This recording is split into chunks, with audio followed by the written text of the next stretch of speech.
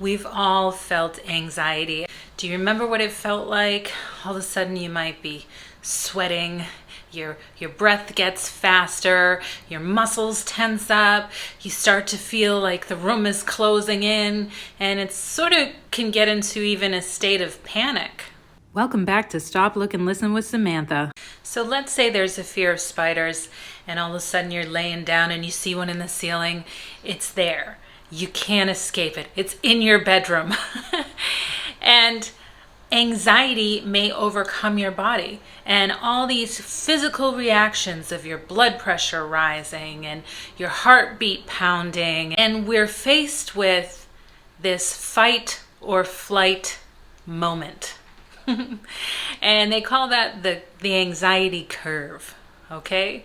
So as the curve goes up, what your mind starts to do is just spin out of control and come up with all these reasons that spider's going to come down. It is going to eat me. It's definitely going to bite me. And I'm going to end up with a swollen leg. It's never going to go down. Maybe I could die. All these thoughts get progressively worse and worse and worse as the curve goes up and continues to bring you into this tailspin of almost panic. For safety, we all have this internal threat detection where we see something that looks a little bit off. Danger, danger, across the street, let's avoid this. What anxiety does is it takes that threat detection to an extreme or excessive level.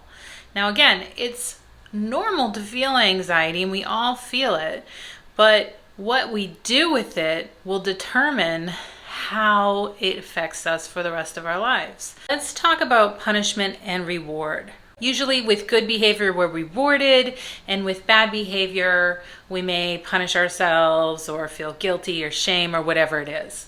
Now, when it comes to anxiety, when we get to that fight or flight moment, if we decide to avoid it altogether and say, okay, my fear is bridges and I am never going to cross another bridge again, what happens then is the avoidance becomes a reward.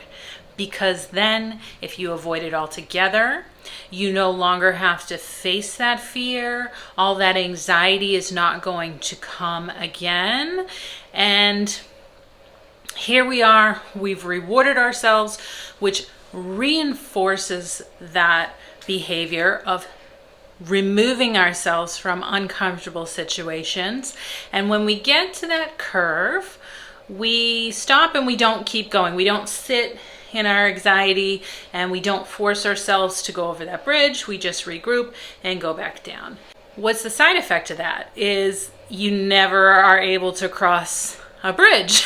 That's going to make travel, going places pretty hard. Let's say you had a fear of flying. Now you're limited to pretty much this continent of where you can go within your lifetime. Now we understand that anxiety may apply only to certain situations or in extreme cases, but there are times where the anxiety kind of takes control and turns everyday activities into feelings of anxiety, and your body starts to feel it more often than not.